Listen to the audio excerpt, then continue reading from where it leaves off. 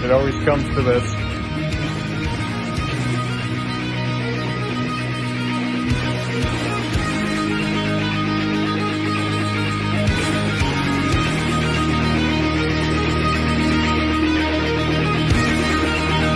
More nice shit.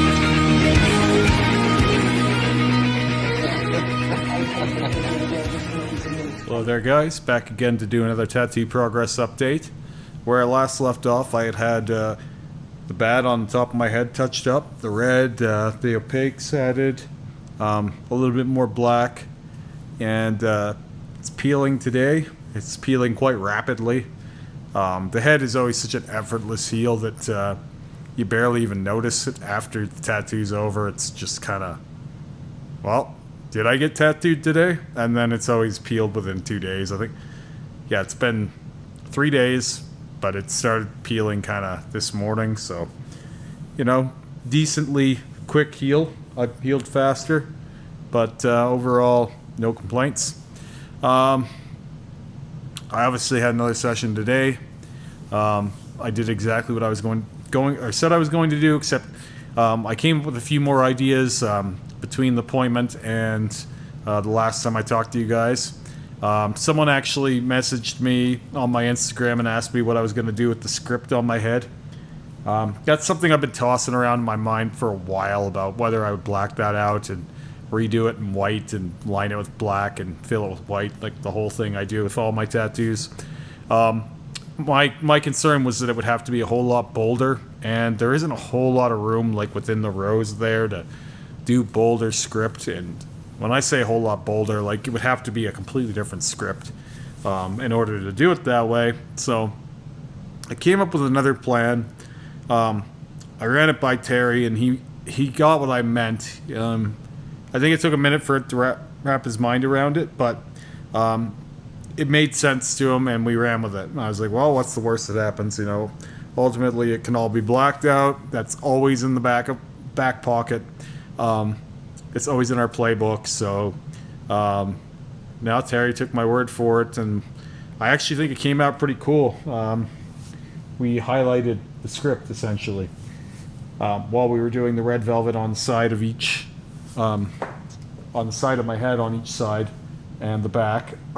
I'll get into more in a minute, but it was the idea was we'll use red velvet, right? Same as we did everywhere else. So again, this red will darken, but because this is negative space, it will stay brighter, and it will look almost like red negative space essentially, because as we know, the red won't darken as much over negative space as it will the black. So for example, this is red velvet on normal skin, and then that's red velvet on, or even that is a better example because this needs to be passed again.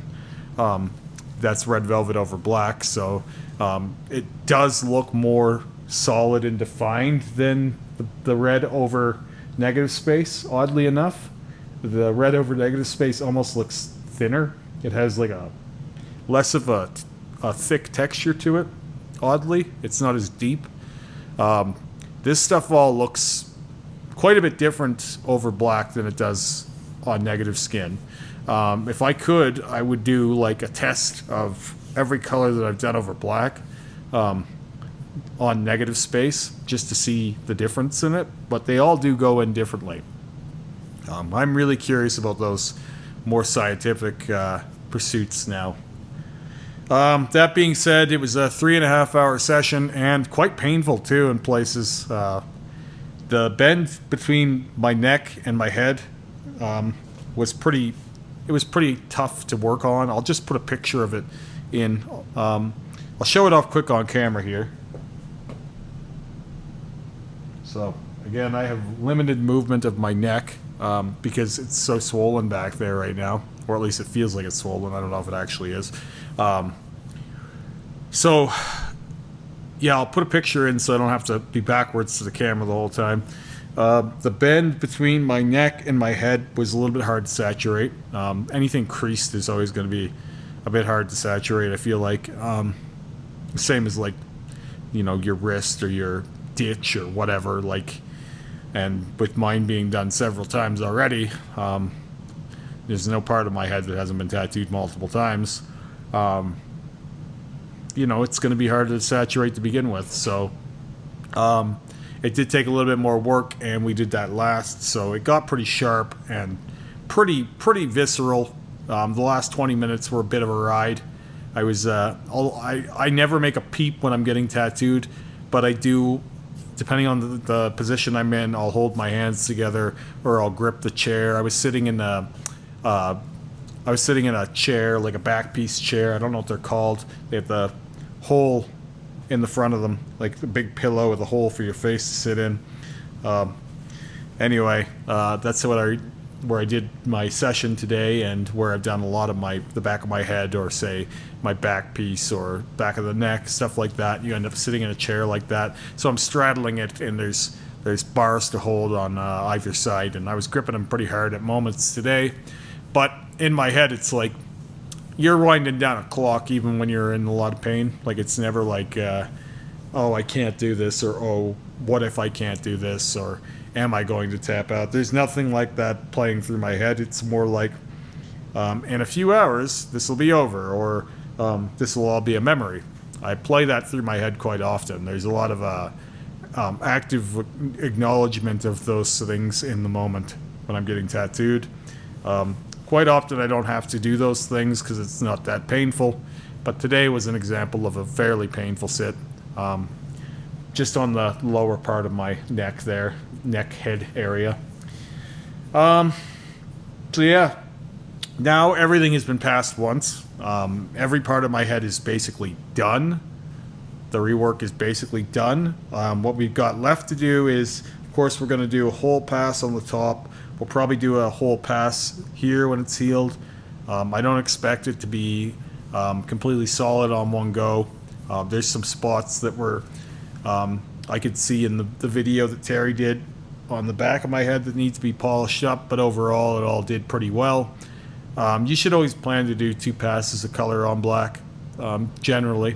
I think 2 passes of color in general is probably better. Not to say that you can't get it solid on one, but there will be little inconsistencies that are always better to iron out. And if you want your tattoo to be really nice, I feel like doing a little extra work on it isn't so much to ask. So, yeah, I don't think this is going to be 3 passes. I think this will be 2 passes, and then we'll be good to go. I obviously want to put the red highlights and the thorns on my head. So that will be a little bit of work. I don't think we'll do another pass of white in there. Maybe some highlights. I don't know. It's not looking like it's going to need it. So yeah, that's probably, I would say, around 3-ish sessions left on my head this year. Then I think I'm done. So when you consider I've had, I think, 7 now and 6 in the last month and a bit, that's not much left. I'll be there in no time. From there, I do plan on leaving it bald and enjoying the fruits of my labor for a while, but I will inevitably grow hair again. But some of the stuff that I've done to my head after shaving it, 'cause some people will think, why bother shaving it if you're going to have hair at the end of it anyway? Well, some of this stuff, because I wear an undercut most of the time, and just for completion's sake, but because I wear an undercut most of the time where the sides are shaved, some of this stuff could only be tackled while I was bald, and it will impact the way it looks when I have hair too. Like, for example, the rework of the script and all that stuff.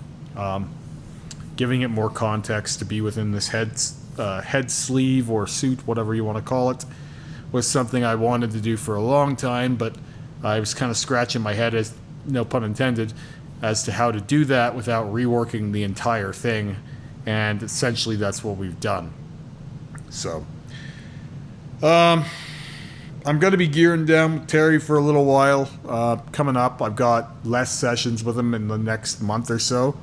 I'm doing that on purpose because I don't want to run out of gas for this. And it's been a lot of marathoning and a lot of healing lately, and I just want to kind of take it down to just 2 with Terry a month, maybe for a little while.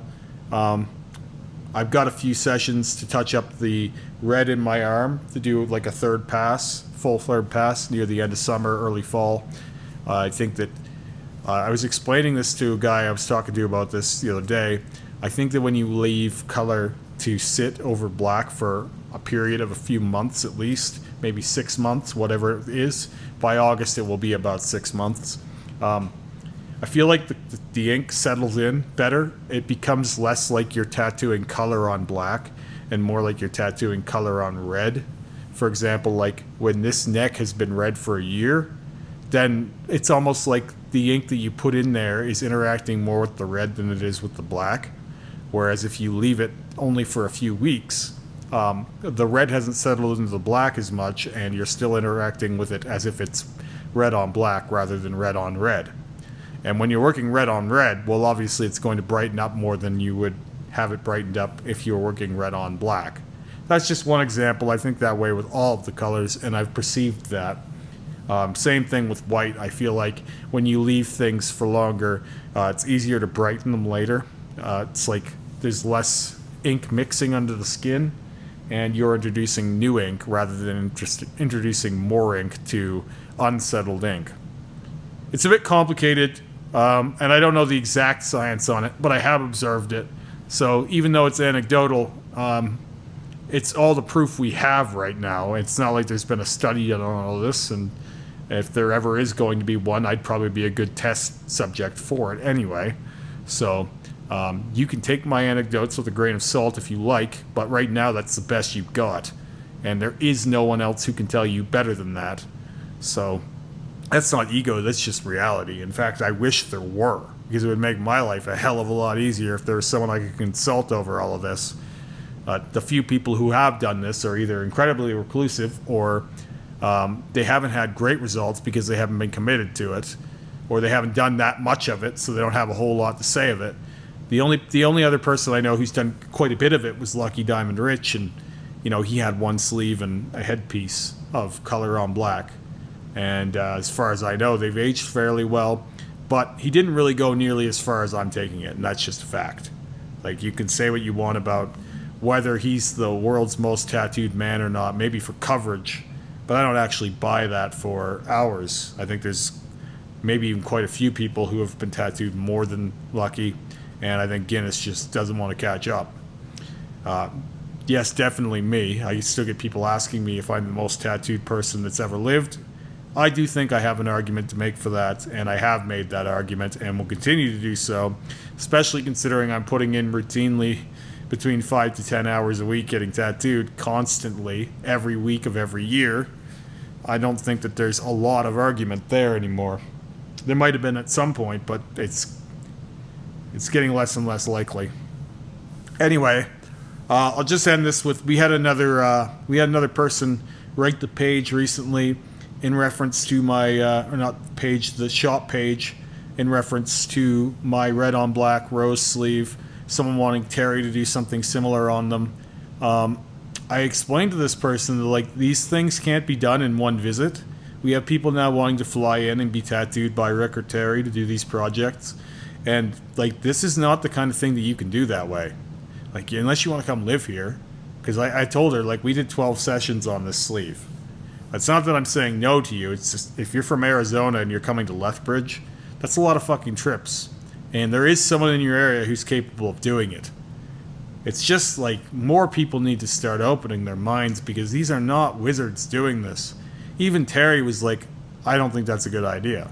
He's like, I don't think I'm uniquely gifted to do this work, and I think that they could get it done somewhere there, because he had never done anything like this. And still, some of the stuff that we're doing, it's like, I don't know, will that work? Let's try it. So don't consider these guys the experts. There are no experts. There's no one who specializes in this work, and I don't want to waste people's time or give them false expectations, because especially if you've seen my work, you should already know that this is a lifestyle for me, and this is not happening in a flight somewhere. You don't go to Rocky Mountain Tattoo and walk away with a fucking multi-layer sleeve that's been done multiple times. It can't be done that way, and we're not going to do that. For one thing, you can't do multiple layers on someone in one session, so I don't know. I understand the appeal of seeing the work on Instagram going, I want that. But to get that, you have to do it over time. There's no flight to Lethbridge to get that done. It's not the way it works. Unless you're going to come move here. Then we can guarantee it. But what I can guarantee you is there's someone in your area that can do it for you. They just don't know it yet. Or you don't know it yet. There's a lot of misunderstandings about this stuff. And I'm hoping to change some of that. Anyway, I'm going to wrap this one up. I'll talk to you guys again soon. Have a great day.